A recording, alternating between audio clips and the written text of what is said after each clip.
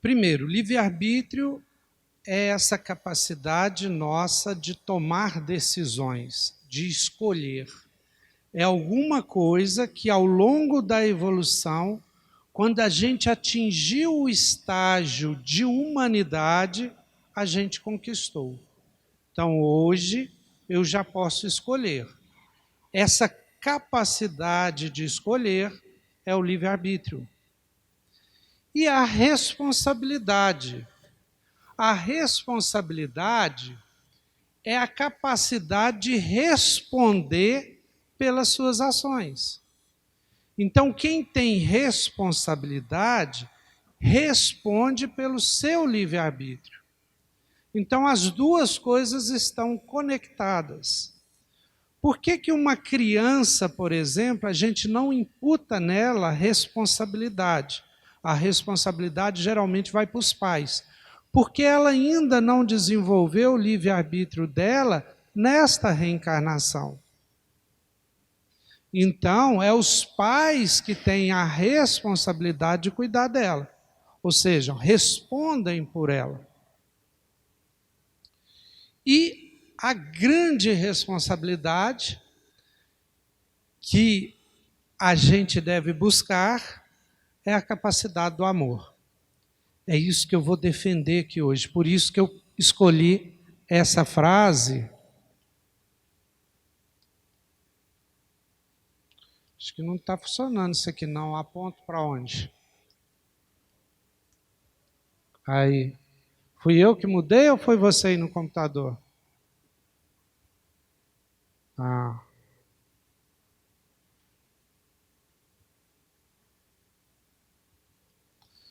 Umas dificuldades técnicas.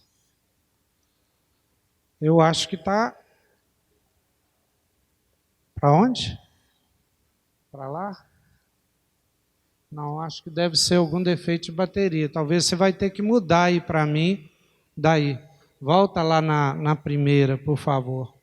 Então, é uma frase que está na Epístola de Pedro, que é: tende ardente amor um para com os outros, porque o amor cobrirá uma multidão de pecados.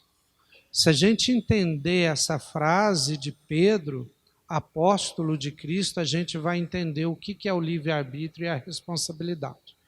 Pode ir para o próximo, por favor. O Pedro é esse apóstolo que, depois que Jesus desencarnou, Jesus apareceu para Pedro e falou para Pedro apacentar as ovelhas dele. Será que isso vai funcionar? Vamos tentar. O laserzinho deu certo. Agora sim. Então, o Pedro era aquele apóstolo mais emotivo. Quem lê os evangelhos lá nos originais, até ri com o que o Pedro faz.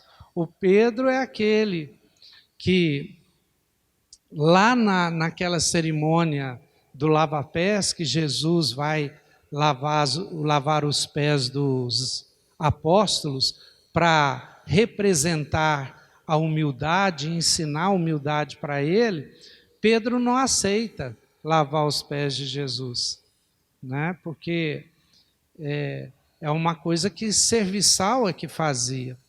E Jesus fala com ele assim: Pedro, se você não lavar o meu pé, se você não deixar eu lavar o seu pé, porque é Jesus que lava os pés de todos os apóstolos, se você não deixar eu lavar o seu pé, você não vai ter parte comigo.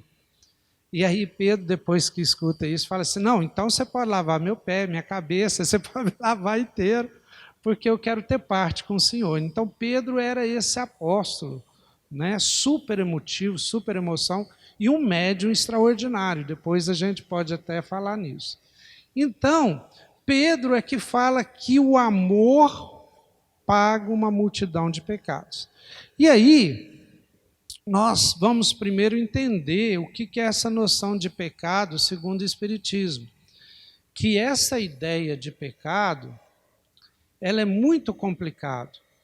que é uma ideia da cultura judaica cristã que a gente herdou, da cultura nossa religiosa, que é aquela ideia do pecado original. E que a gente herdou esse pecado, e todos nós somos pecadores por consequência, né? A gente nasceu e já nasceu pecador. Então, essa ideia não existe para o Espiritismo. Pecado original, que a gente é pecador. E o pecado para o Espiritismo é diferente. O pecado para o Espiritismo é simplesmente um erro. Algo que a gente fez errado perante as leis universais. A primeira diferença é que, para o Espiritismo, Deus não muda de ideia, como algumas vezes lá na Bíblia. Ele arrependeu de criar a humanidade e mandou um dilúvio para destruir a humanidade. Deus fez aquilo, depois desfez e tal. Deus não é um ser humano que toma decisões e se arrepende. Deus, segundo o Espiritismo, é aquele Deus de Spinoza, é aquele Deus de cosmos, de suprema inteligência do universo, suprema ordem, que criou leis universais, que mantém a ordem do universo. Então, desde uma lei física, como, por exemplo, a lei da gravidade, que mantém os mundos, que mantém a gente preso aqui no planeta Terra, é uma lei divina, é uma lei de Deus, é uma lei que Ele criou para todo o universo. Mas também leis morais, leis que regem o mais íntimo do nosso psiquismo, o mais íntimo da nossa alma, como, por exemplo, a lei do amor. O pecado é um erro que você comete contra essas leis, leis cósmicas, leis divinas. E por você ir contra ela, que é uma lei divina, como por exemplo o amor, você agir com desamor, com ódio, com violência, a lei te responde com violência, desamor, ódio. Então, é um processo natural. Nós espíritas costumamos a falar muito assim, quando você planta uma flor, você colhe uma flor. Quando você planta uma abóbora, você colhe a abóbora. Isso é a lei divina. Muitas vezes a gente chama de lei de ações e reações. Então, o pecado não é esse pecado de ir contra uma vontade de Deus, pecado original, nada disso. É você errar, e quem erra geralmente tem que consertar. Quem erra recebe as consequências do seu erro. Só isso. Isso é o pecado. Bom, e aí, né? O que é o amor cobre uma multidão de pecados? A gente tem uma tendência de acreditar que, quando a gente erra, a consequência do erro é o sofrimento. Na Idade Média, havia até a autoflagelação. As pessoas se autoflagelavam como uma espécie de punição pelos erros. E até hoje a humanidade ainda repete isso. Será que eu preciso sofrer para pagar um erro que eu tenho? Será que eu preciso sofrer para pagar um pecado de outras vidas? Não necessariamente. Vou dar um exemplo prático. Imagina alguém que utilizou a mão e a vontade dele para assassinar e tirar vidas de pessoas. Aí você pensa assim, numa outra vida ele vai vir sem a mão, ele vai vir com paralisia, ele vai vir desse jeito. Não obrigatoriamente. Quem sabe o planejamento de vida, por merecimento dele, seja vir como um médico numa região muito pobre e sofrida, e salvar milhares de vidas. Não é melhor ele, entre aspas, pagar, né, que eu não gosto dessa palavra, mas pagar o mal que ele fez, fazendo o bem, do que sofrendo? Se a gente, que é ser humano, que tem uma capacidade reduzida, já sabe que é melhor uma pessoa fazer o bem para milhares de pessoas ao invés de sofrer, porque o sofrimento dele não causa bem para ninguém, só sofrimento para ele. Imagina Deus, a suprema inteligência, a maior de todas as consciências. Então a lei dele é que a gente tem que pagar o mal pelo bem, a gente tem que realizar o bem. Por isso é que o apóstolo fala que o amor é o mais poderoso para pagar todos os nossos pecados. Então,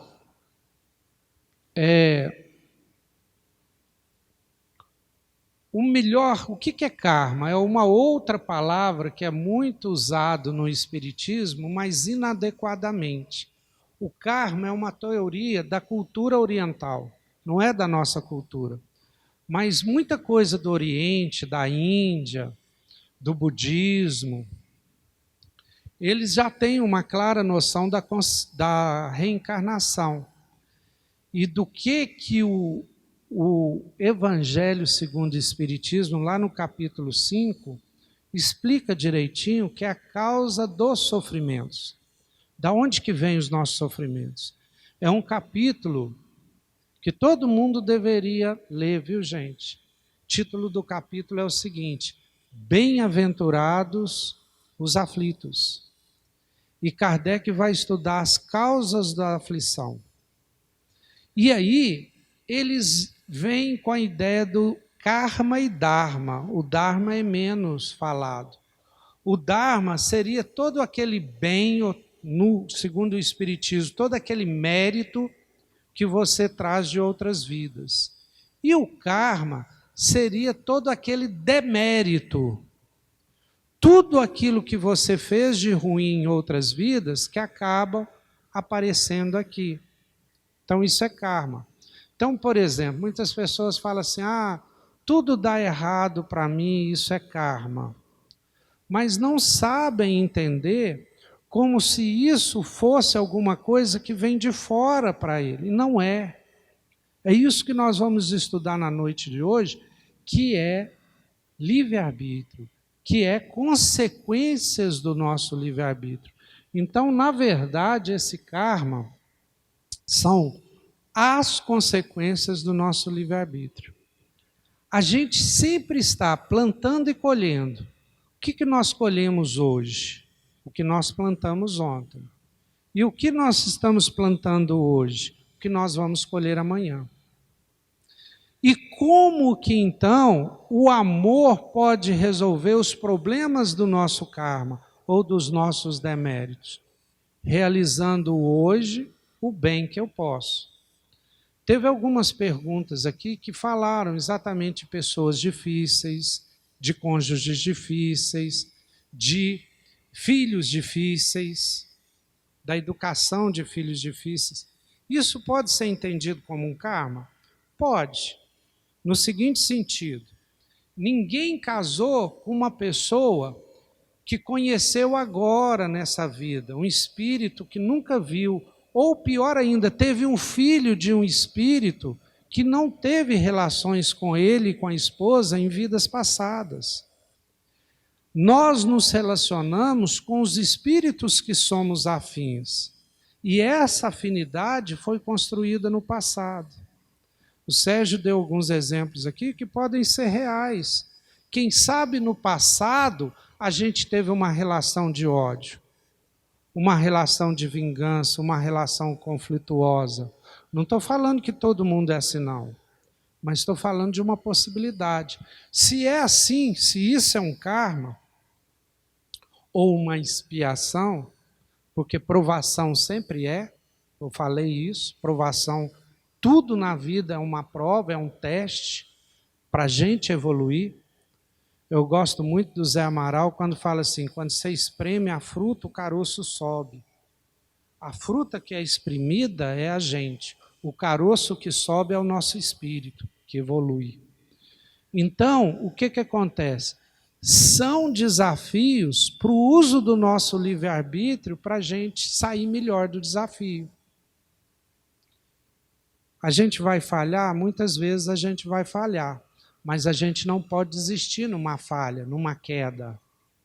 A gente tem que continuar e perseverar, porque cada vez a gente vai ser melhor. Então, o karma é esse plantar e colher, tanto o karma como o dharma. Então, o livre-arbítrio significa que você é o criador do seu destino. Olha que frase interessante. Então, o destino, como uma coisa que é certa, imutável, que já está escrita, não existe. Então, não existe destino. Quando perguntam para os espíritos se existe um destino, eles falam assim, o único destino de vocês, ou a única fatalidade é o quê? O momento fatal, né, que é a morte. Então, nosso destino é morrer. A gente não sabe quando. O nosso destino é ir para o mundo espiritual. Na verdade, voltar para o mundo espiritual da onde a gente vem. A gente não sabe o momento. Está todo mundo na fila. Quando a gente nasce, já entra na fila. E a gente não sabe qual é a posição nossa. Aí você olha aquele velhinho e fala assim, ele vai primeiro. Passa um carro em cima de você, você foi primeiro. Então a gente não sabe. Por isso que a gente tem que viver cada dia como se fosse o último. No seguinte sentido, viver sempre sabendo que qualquer dia a gente pode morrer. E aí a gente vai viver como Jesus ensinou. Viver para o espírito, não viver para a matéria, porque a matéria é passageira. Pode durar 10 anos, 5 anos. Então, quem constrói o nosso destino somos nós. Como se cada dia fosse uma página que a gente escreve no livro da nossa vida. E aí a pergunta é o seguinte, o que você escreveu na página de hoje? Pegando o exemplo do Sérgio, será que você teve um ato de gentileza que alguém falou para você, Deus te abençoe? Será que você tirou 1 minuto para ouvir alguém que precisava falar? Será que você fez um ato de amor para construir o seu futuro? Quem já leu Nosso Lar? Tá, quem já viu o filme Nosso Lar? O filme muita gente viu, né? Leia um livro, tá, gente? Porque o livro é muito melhor do que o filme. Inclusive o livro dos Mensageiros, quem já viu o filme Os Mensageiros? É muito bom, mas é melhor ler o livro, porque inclusive o filme, eu faço uma crítica, que ele vai no futuro, vai no passado, vai no futuro, vai no passado, a gente fica meio perdido assim. Em vez de ter uma sequência, começo, meio e fim, o filme fica mudando assim. A ordem cronológica do filme não é a ordem cronológica do acontecimento. Mas quem leu o livro do Missionários vai perceber muito claramente isso que eu estou falando. Do planejamento de vida, do livre-arbítrio, e como é que as pessoas vão construindo o futuro delas. Como é que vão fazendo de cada dia a construção do seu destino.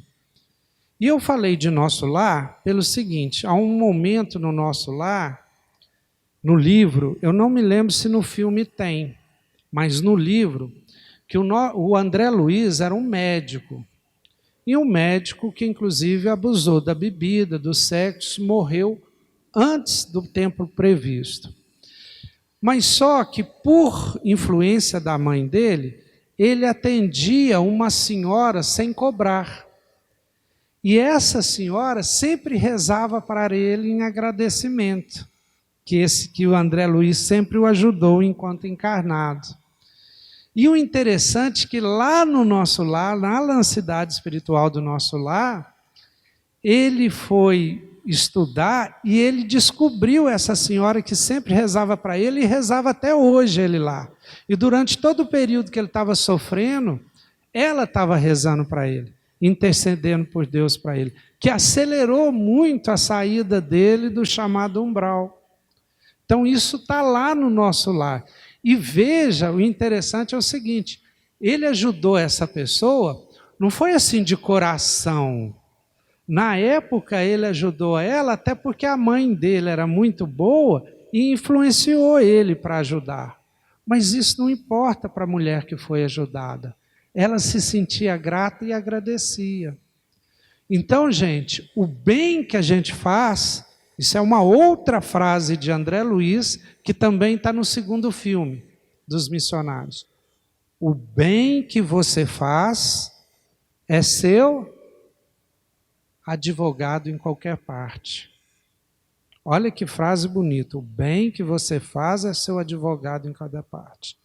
Então hoje você está escrevendo o livro da sua vida e nessa página do dia de hoje, 29 de janeiro de 2024, nessa página, qual foi o bem que você fez no dia de hoje?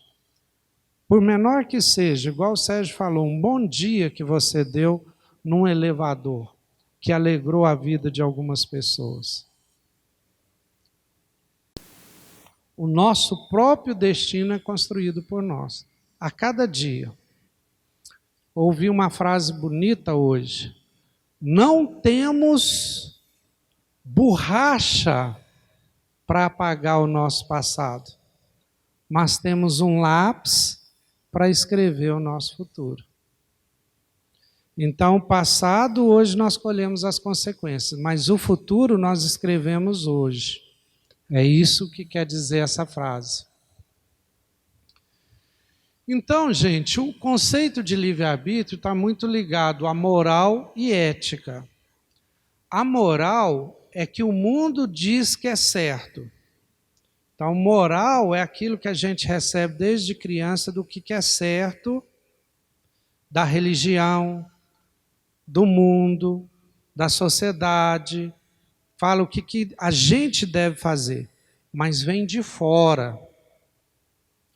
A ética é um passo a mais da moral, porque é quando você absorve a moral e você faz por si mesmo, sem o outro estar olhando. A ética é aquilo que, por exemplo, se os outros estão olhando, vamos dizer assim, você é certinho. Aí você sozinho, com você mesmo, sem ninguém olhar, como é que você é? Você com você mesmo. É tipo aquela pessoa, né, que vai lá, tem muitas imagens na internet, vai lá e rouba alguma coisa, pega alguma coisa. Aí ele vê que está sendo filmado, ele vai e devolve. Né? Aí você vê que ele está fazendo isso por um medo de ser preso, por um medo de ser ridículo. Aquela pergunta que o Sérgio respondeu da normalidade.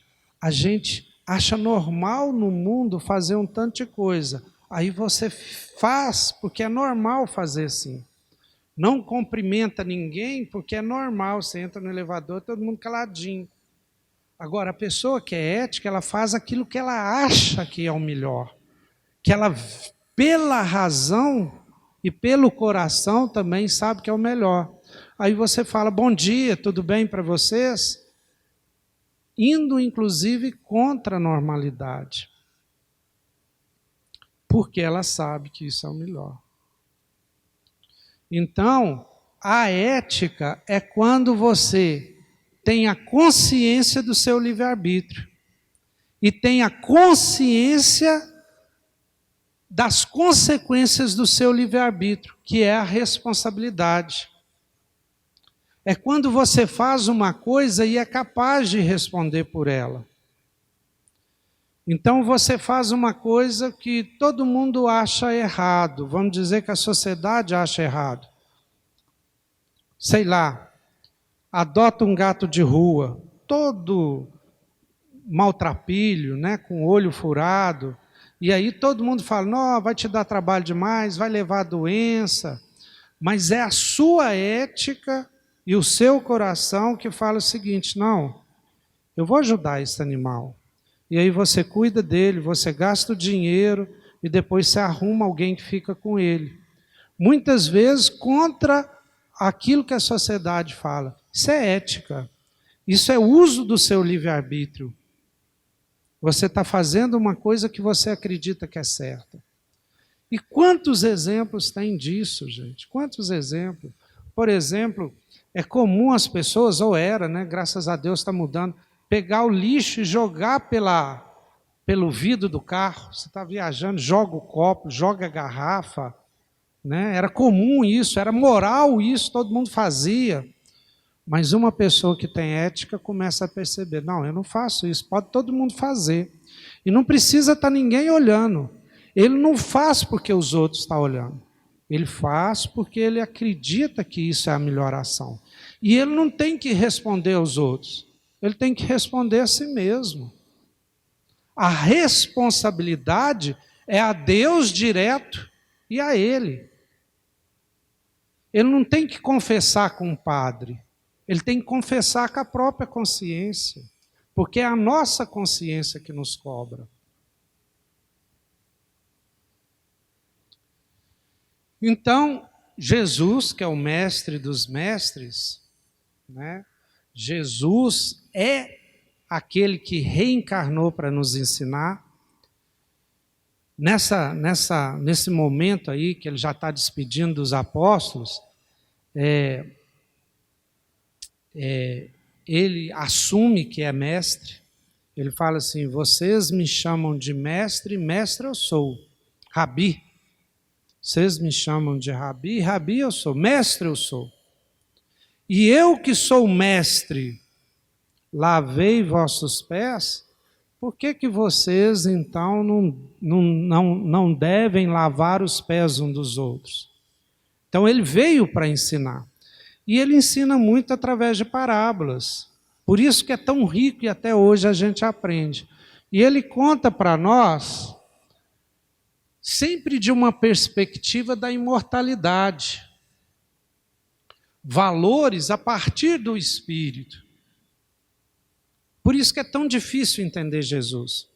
Quando Jesus ensina lá assim, não é pela boca, o que entra pela boca que envenena o homem, mas é o que sai pela boca, porque o que sai pela boca está cheio o coração. Aí a gente fica pensando assim, uai, mas o que entra pela boca envenena o homem, como veneno de rato você vê? A gente pensa assim, mas é porque ele não está falando do homem matéria, do homem corpo, não. Ele está falando do homem espírito. Espírito. Por isso que a gente custa entender Jesus. Quando ele fala que ele é o filho do homem, não é o filho do homem corpo, não. É o filho do homem espírito. Porque o homem é espírito. Por isso que o que está cheio no nosso coração, que a gente fala a boca, é que nos corrompe. Então, ele vem falar sempre dessa perspectiva.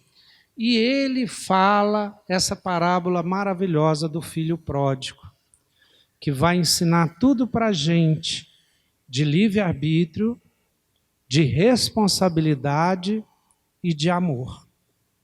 Eu, inclusive, chamaria essa parábola não do filho pródigo, que foi o nome que deram para a parábola. Jesus não deu nome para a parábola. Jesus só contou a parábola. Eu chamaria ela do pai amoroso. Porque o que Jesus quis contar ali, claro que tem um filho pródigo, mas ele quis falar de como que é Deus para conosco. Porque nessa parábola ele fala do pecado, do erro, mas fala do perdão de Deus. Eu não preciso ler toda a parábola, não. Todo mundo conhece a parábola, né? Tem algumas palavras aqui da parábola que ele fala que eu vou relembrar, mas por causa do tempo, lá já estamos mais da metade do tempo, eu não vou ler. Todo mundo conhece, né, a parábola do filho pródigo? Conhece? Levanta a mão quem conhece. Ou vocês querem que eu leia? Pode passar, né? Beleza, vou passar. Essa é a parábola. Está lá, ó, quem quiser ler em casa, ela está no... Eu não coloquei aqui, mas só procurar lá que vocês acham. Então, olha só, ela começa com Jesus falando o seguinte: ele, o pai, repartiu os seus haveres entre ambos. O pai deixou herança para todos os filhos. Deus nos deu a capacidade de livre-arbítrio para todos. Todos nós temos os nossos talentos. Outra parábola dele: um enterra talento, um multiplica talento, mas distribuiu para todos. Bom, então Deus é justo. Criou todos simples e ignorantes e colocou todo mundo na evolução. O filho mais moço, olha que interessante, o filho mais moço partiu, pegou a parte dele, né? A parte que ele tinha na herança, e partiu para um país longínquo. O filho mais novo, a gente entende que talvez é aquele espírito que não evoluiu ainda. É o espírito que está aprendendo, está experimentando. Talvez esse país longínquo seja a reencarnação. Então a gente pegou os dons espirituais e nós reencarnamos. Então cada um de nós aqui talvez seja esse filho pródigo que está aqui na Terra reencarnado. E aí a gente vive o quê? Dissolutamente. A gente vive na matéria.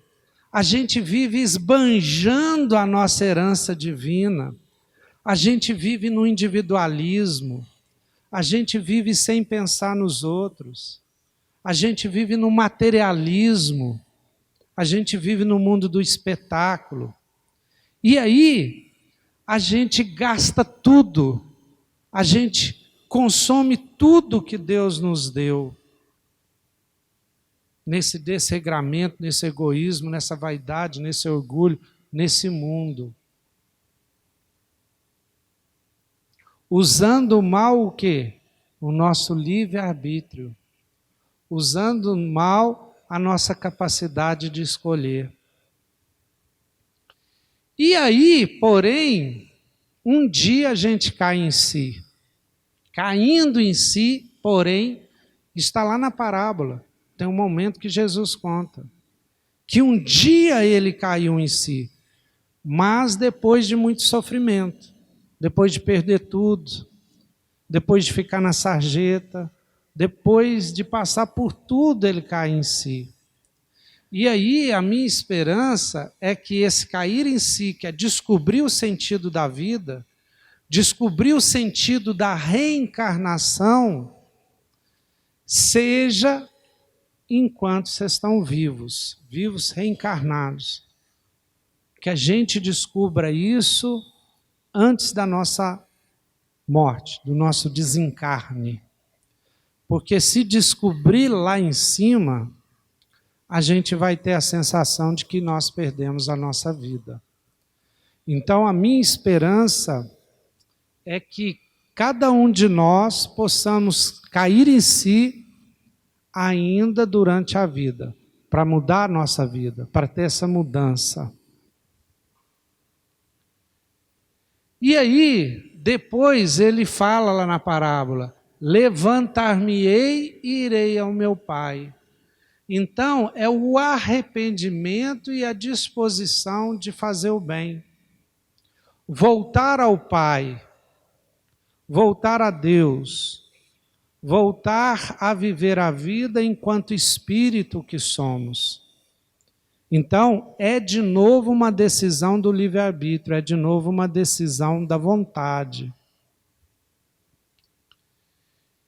E aí, quando ele encontra com o pai dele, ele alcança já a humildade. Ele fala para o pai: já não sou digno de ser chamado teu filho. Ele, como errou tudo, errou tanto, ele acha que não é digno, né? Mas mostra aí o arrependimento, a humildade. E fala: trata-me como um dos teus diaristas. Então, é a disposição dele de servir, de trabalhar no bem. Aquele filho que fugiu, que tal e tudo, falou para que ele pudesse ser o mais humilde dos trabalhadores do pai, mas que ele queria trabalhar. Seu pai viu e teve compaixão dele. Então, Deus é misericordioso. A lei divina dá infinitas oportunidades. Ninguém precisa acreditar que é um pecador que vai ser condenado para sempre no inferno. Isso não existe. Isso pode ser de outras religiões, não é do Espiritismo. O Espiritismo, como eu falei, relembra Cristo. E Cristo falou: o Pai perdoa 77 vezes, querendo dizer que Ele perdoa infinitamente. Se nós que somos pais e mães perdoamos nossos filhos, pais e mães humanos, imagina Deus, que é a perfeição. Então Ele dá inúmeras oportunidades de arrependimento, de voltar. Inclusive no filme Missionários é muito bonito isso, porque até o pior vilão do filme, o mensageiro espera ele até o final, até ele renovar, até ele pedir perdão e até ele voltar para nosso lar. Então isso é muito legal. E olha o que interessante, quando o outro filho reclama, né? Porque o filho mais velho reclama: ô pai, eu tive sempre aqui, sempre trabalhei com você. O outro que saiu, que gastou toda a sua herança, quando ele chega, você vai fazer essa festa, você mata um novilho para fazer uma festa, que ele voltou, etc, etc. E olha o que o pai dele fala: meu filho era morto e reviveu. Isso é uma das coisas mais difíceis da gente entender Jesus. Jesus tem uma noção de vida e morte diferente. Quando ele fala assim: deixai os mortos enterrarem os mortos, o que ele quer dizer com isso? O morto é aquele que está morto, mas os mortos somos nós? Quem é os vivos, então? E por que ele falava: eu sou a vida e sou a vida em abundância? Jesus, quando falava em vida, ele queria falar em vida mesmo, do Espírito. Vida espiritual, do Espírito imortal. E para ele estar vivo, quem mesmo encarnado sabe que ele é Espírito. Porque aqueles encarnados que só cuidam do corpo e acreditam que são só corpo, para ele é morto. Não descobriu ainda que ele é um espírito vivo. Que essa vida para ele, que a gente chama aqui material, é passageira, é um segundo na eternidade. Então, olha só, o meu filho estava morto, não sabia que ele era espírito vivo, estava vivendo lá só esbanjando os dons espirituais, sofrendo, e reviveu. Por isso o materialismo é morte, a espiritualidade é viva. E por isso da alegria do pai dele quando o recebeu. Estava perdido e se achou. Então, ele estava perdido, não sabia qual era o objetivo da vida, não tinha sentido na vida, não tinha vontade de viver, sofria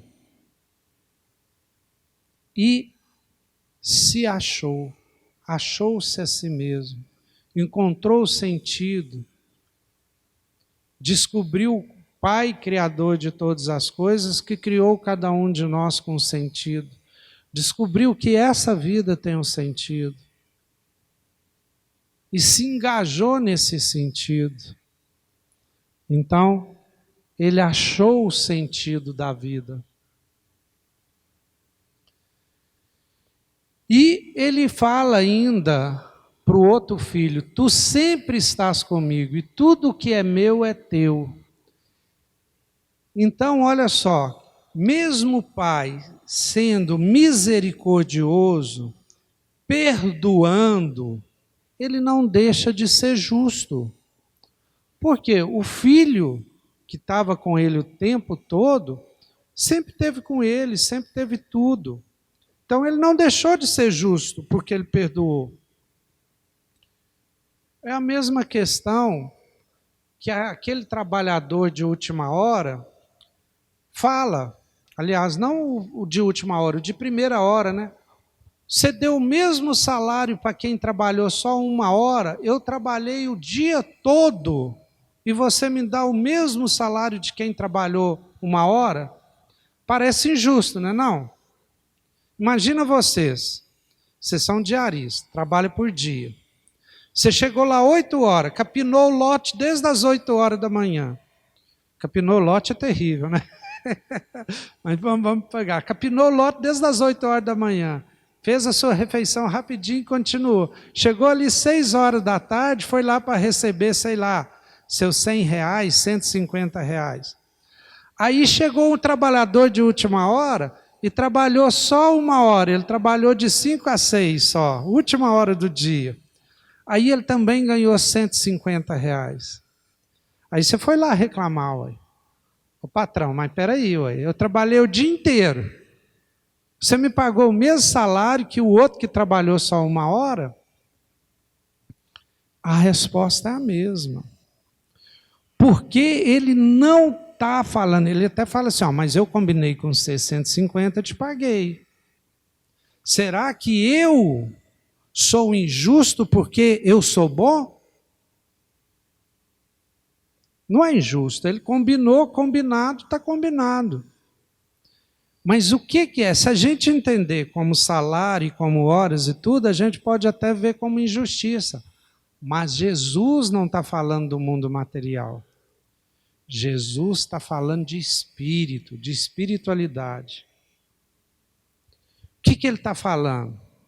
Aqueles que há 2000 anos entenderam a mensagem cristã e já vivem o amor desde aquela época já receberam o salário que é a consequência do amor. Agora, se eu descobrir o amor nesta vida, 2000 anos depois, na última hora do planeta Terra, eu ainda vou receber a consequência do amor. Que é, por exemplo, permanecer na Terra. Porque a gente sabe que quem não evoluir aqui na Terra vai para um planeta mais antigo. A hora que o planeta nosso passar para um planeta de regeneração, aqueles que continuarem no estágio de provas e expiação, vai ter que ir para um planeta de provas e expiação. E a Terra vai para um outro patamar. Então isso é natural na evolução planetária. É como se... seria assim, todo mundo passou de ano, foi para a universidade, mas aqueles que não conseguiram passar de ano vai ter que continuar ficando no ensino médio. Mas essa escola toda agora é universidade, não tem mais ensino médio aqui. Olha, entende? Então, infelizmente, vocês vão ter que ir para uma outra escola de ensino médio. É assim que funcionam os planetas. Os planetas evoluem, passam por um estágio evolutivo maior. Aqueles habitantes daquele planeta que não conseguiam acompanhar a evolução do planeta, têm que ir para um planeta de acordo com a evolução deles.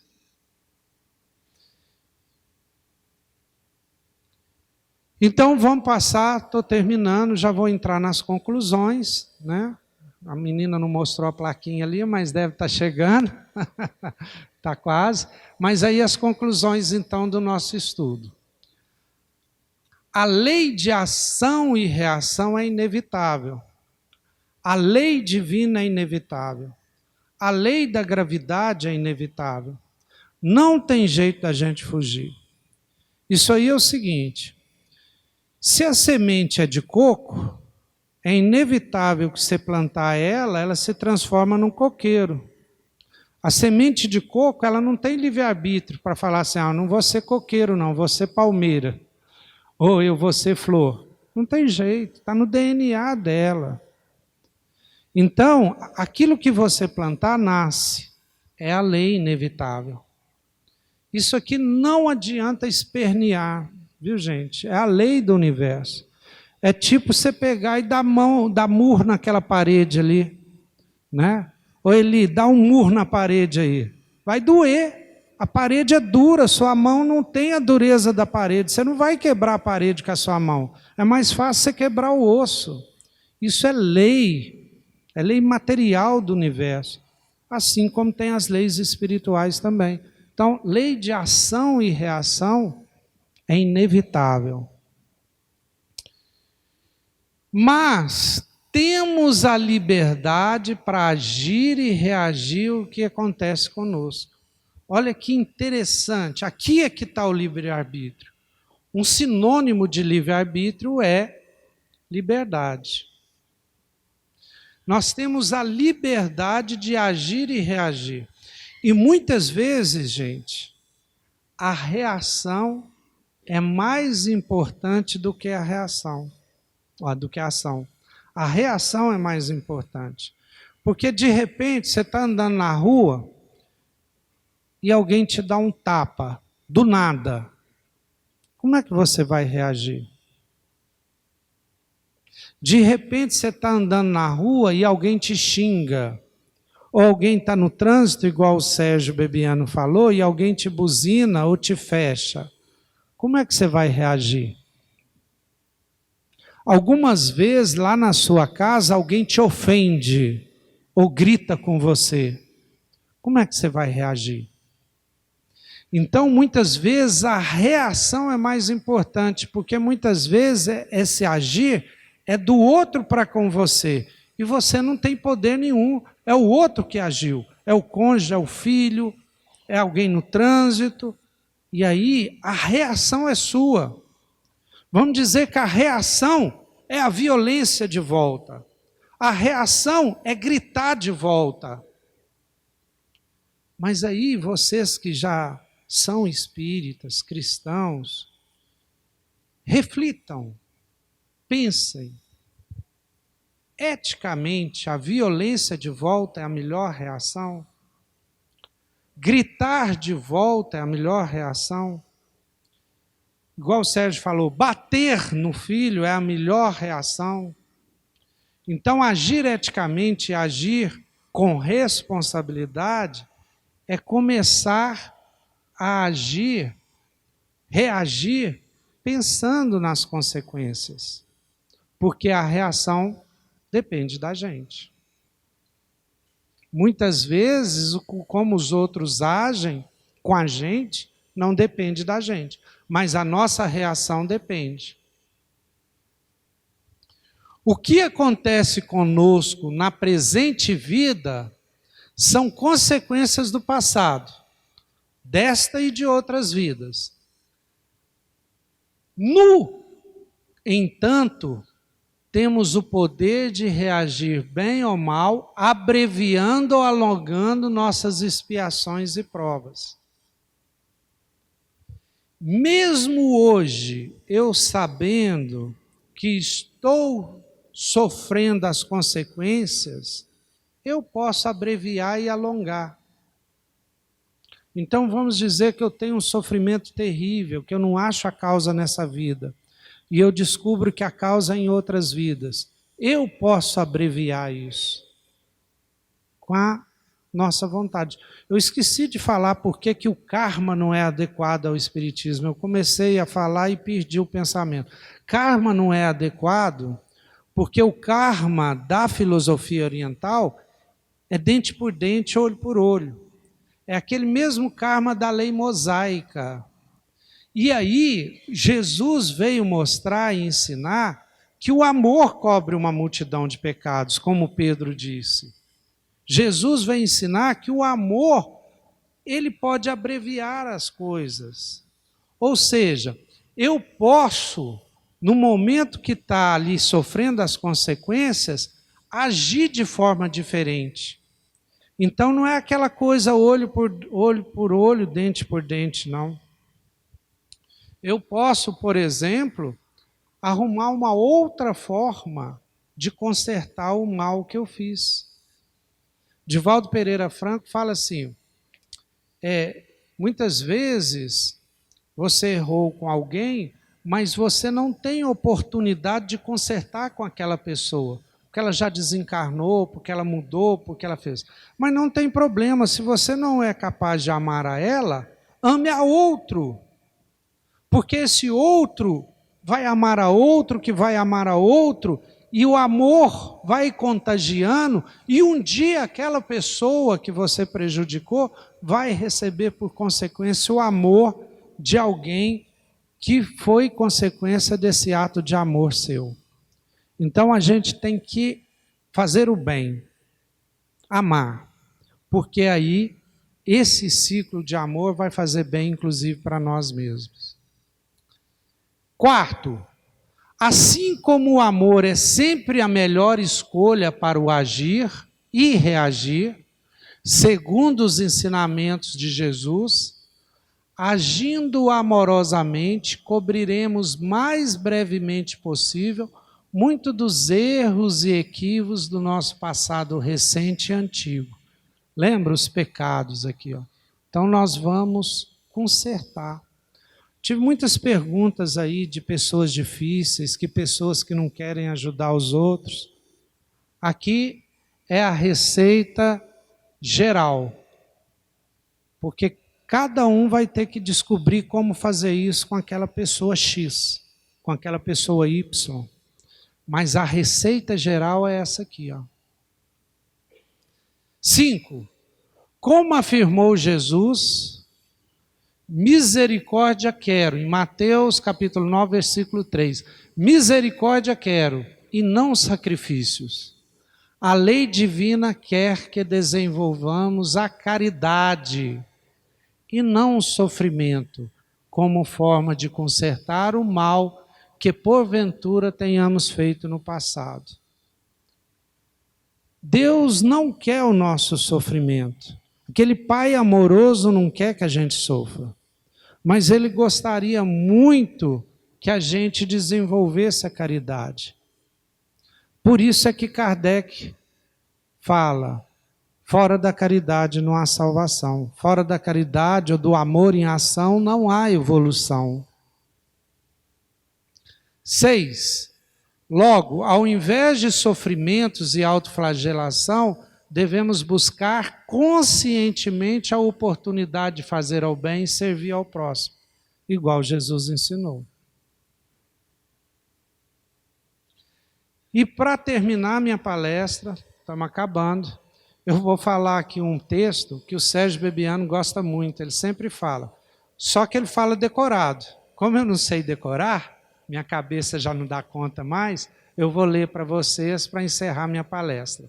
É um texto que está no livro do Hamed, Um Modo de Entender. É um texto maravilhoso. E ele fala assim, ó,